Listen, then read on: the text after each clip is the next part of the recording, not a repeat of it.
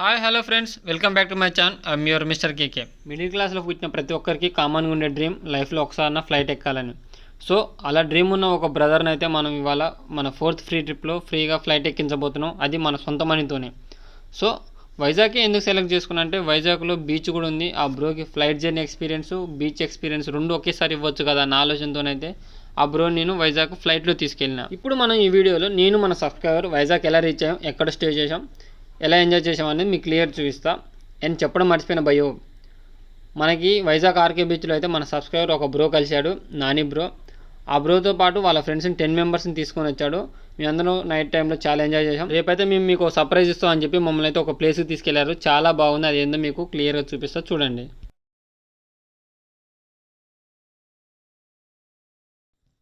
నేను మన సబ్స్క్రైబర్ ప్రశాంత్ అయితే ఎర్లీ మార్నింగ్ లేచి రెడీ అయ్యి చైతన్యపూర్లో ఉన్న నా రూమ్ నుండి శంషాబాద్ ఎయిర్పోర్ట్కి అయితే వెళ్తున్నాం. నా ఫ్రెండ్స్ డ్రాప్ చేస్తా అన్నారు ఎయిర్పోర్ట్ దగ్గర, కానీ ఇంత ఎర్లీ మార్నింగ్ వాళ్ళు ల్యాబ్లో నాకు ఇష్టం లేక ర్యాపిడో ఆటో బుక్ చేసుకుని వెళ్తున్నా.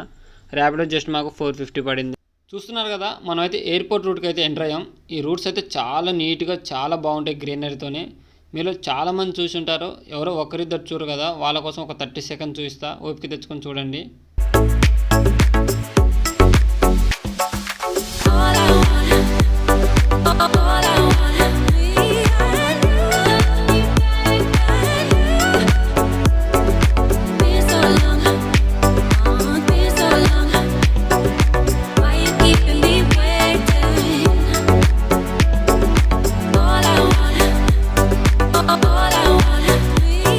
ఫైనల్గా నేను మన సబ్స్క్రైబర్ ప్రశాంత్ బ్రో అయితే ఎయిర్పోర్ట్కి రీచ్ అయ్యాం.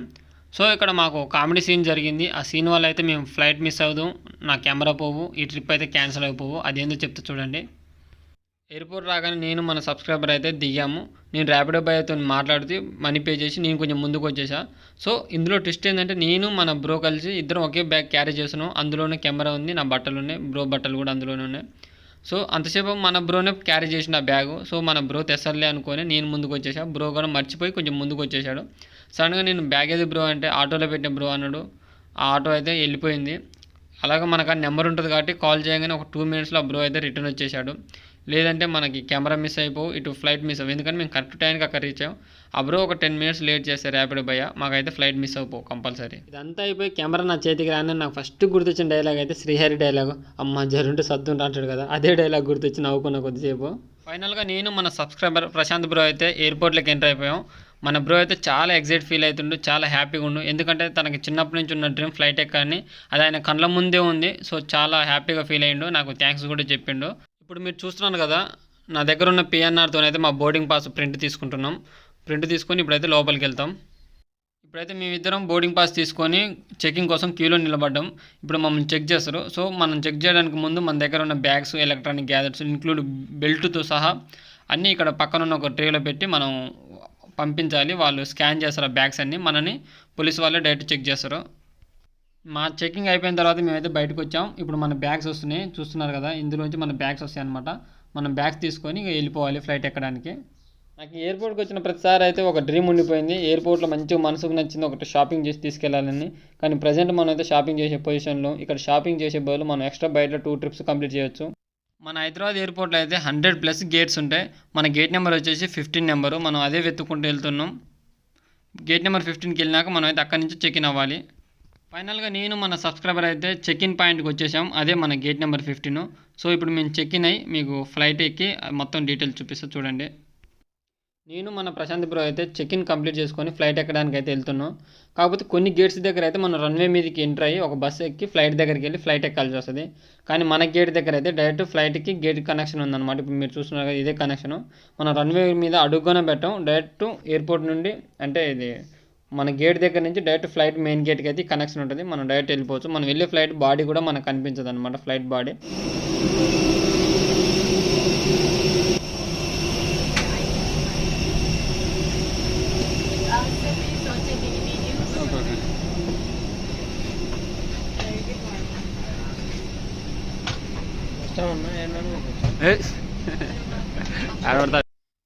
నేను మన సబ్స్క్రైబర్ అయితే వెళ్ళి మా సీట్లలో కూర్చున్నాము. కూర్చున్న తర్వాత నేనైతే ఆ బ్రోకి ఫ్లైట్ గురించి కొన్ని డీటెయిల్స్ అయితే చెప్పిన, అవి ఏందో మీకు అని చెప్తా చూడండి.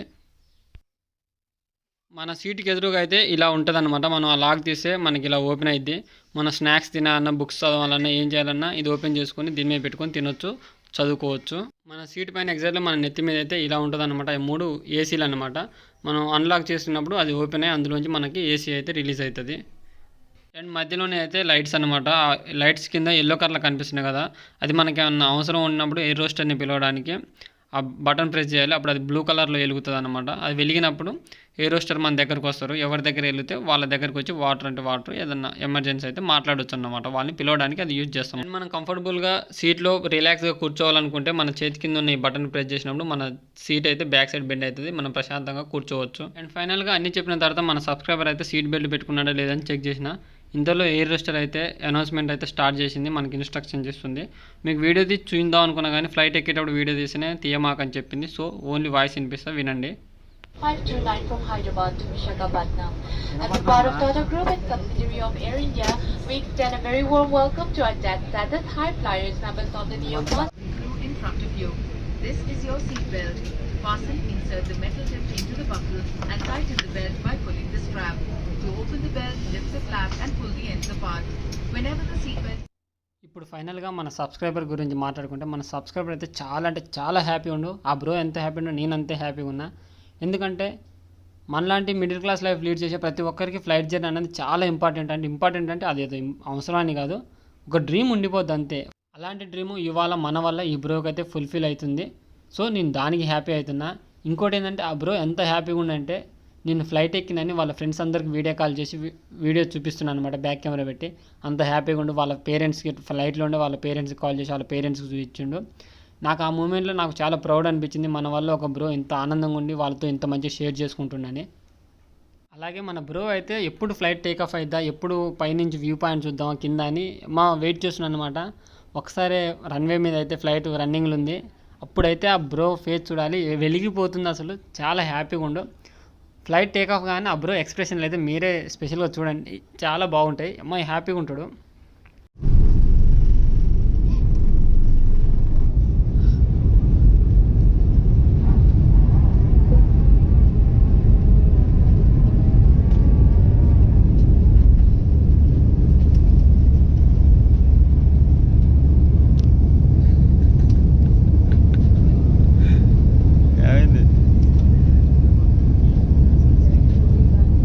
మీరే చూశారు కదా, ఆ బ్రో మనకి నోరు తెరిచి ఒక్క మాట చెప్పాల్సిన అవసరం లేదు. ఆ బ్రో అయితే ఎంత హ్యాపీగా ఉందో తన ఎక్స్ప్రెషన్లన్నీ క్లియర్ కనబడిపోతుంది.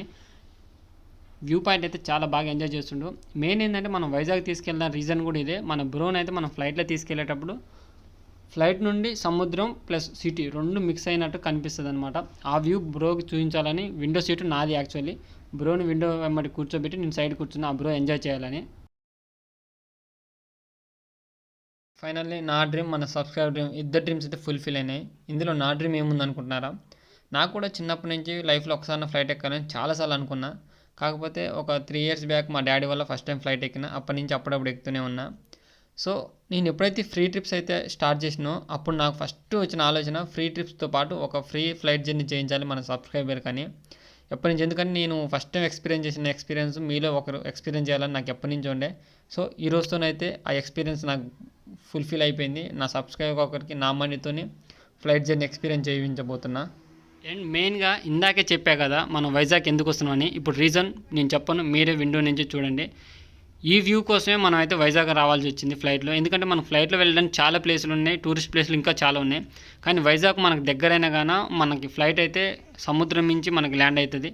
సో ఆ వ్యూ మన విండో నుంచి చూస్తే చాలా బాగుంటుంది. ఆ వ్యూ మన సబ్స్క్రైబ్ చూపించాలి, ఆ బ్రోని హ్యాపీ చేయాలన్న ఒక్క రీజన్తోనే వైజాగ్ అయితే బుక్ చేసిన టికెట్స్. ఇప్పుడు మనం ఎలా ఉన్నామంటే కింద సముద్రం పైన ఆకాశం మధ్యలో మనం ఉన్నాం. ఈ ఎక్స్పీరియన్స్ మాత్రం నా లైఫ్లో ది బెస్ట్ ఎక్స్పీరియన్స్ అన్నమాట. చాలా అంటే చాలా హ్యాపీ అయినా. మన బ్రో అయితే ఇంకా ఎంజాయ్ చేస్తుండు. ఎందుకంటే ఎవరికి ఉండదు చెప్పండి, కింద చూస్తే బ్లూ కలర్ వాటర్, పైన ఆకాశం, మేము మధ్యలో ఉన్నాం, ఆకాశంలో ఉన్నట్టు గాలిలో ఉన్నాం. కింద పైన మొత్తం బ్లూ కలర్ మొత్తం కలిసిపోయి కనిపిస్తుంది మాకు వ్యూ పాయింట్ అయితే. అంత బాగుంది. లైఫ్లో ఒకసారి మీరు కూడా ట్రై చేయరు, పక్కనే కాబట్టి ఒక 4000 పెట్టుకుంటే ఇట్లాంటి ఎక్స్పీరియన్స్ చేయగలుగుతారు. కుదిరితే చేయండి, ఓకేనా? ఇంకా ఈ లొకేషన్ చూడండి, సగం సముద్రం సగం వైజాగ్ ఆర్కే బీచ్ కనిపిస్తుంది. అంటే ఇది ఆర్కే బీచో కాదు ఎగ్జాక్ట్ తెలియదు, కాకపోతే సముద్రం బీచ్ అయితే రెండు మిక్స్ అయ్యి కనిపిస్తున్నాయి. చాలా బాగుంది ఈ ప్లేసు. అందువల్ల మన సబ్స్క్రైబర్ ఎంత ఎంజాయ్ చేయాలని నా విండో సీట్ సబ్స్క్రైబర్కి ఇవ్వాల్సి వచ్చింది. కాకపోతే నేను లైట్గా మిస్ అవుతున్నా ఈ ఎక్స్పీరియన్స్ని. పర్లేదులే, నేను నెక్స్ట్ టైం ట్రై చేస్తాను. కానీ మన బ్రో అయితే మన వాళ్ళు ఎంజాయ్ చేస్తుండగా నాకు అదే చాలు. నేను మన సబ్స్క్రైబర్ అయితే ఇలా వ్యూస్ అన్ని ఎంజాయ్ చేస్తుంటే మాకే తెలియకుండా టైం అయితే అయిపోయింది. అప్పుడే మేమైతే వైజాగ్ ఎయిర్పోర్ట్కి అయితే రీచ్ అయిపోయాం. ఇప్పుడు మీరు చూస్తున్నారు కదా, ఇదే ఫ్లైట్లో మనం ఇంతసేపు జర్నీ చేసాం అనమాట. ఇప్పుడు ఈ ఫ్లైట్ మనం వైజాగ్లో దింపి మళ్ళీ బెంగళూరు వెళ్ళాలి. నేను మన బ్రో అయితే ఎయిర్పోర్ట్ నుండి బయటకు వచ్చాం ఇప్పుడే. సో బయటికి రాగానే ర్యాపిడో ఆటో అయితే బుక్ చేశా.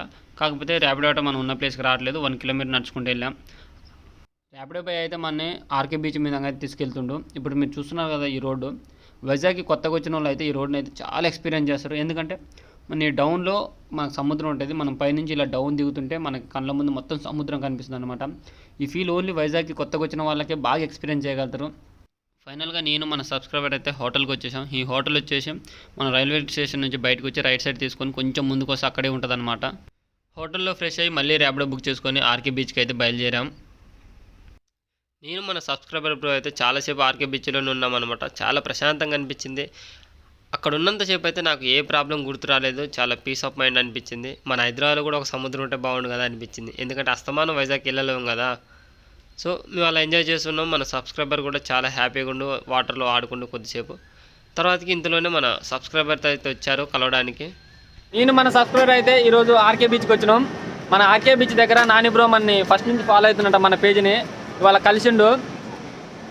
నాకైతే చాలా హ్యాపీగా ఉంది. ఎందుకంటే మనకు తెలియని ఒక కొత్త ప్లేస్లో కొత్త ఫ్రెండ్స్ చాలా మంచిగా ట్రీట్ చేశారు మమ్మల్ని.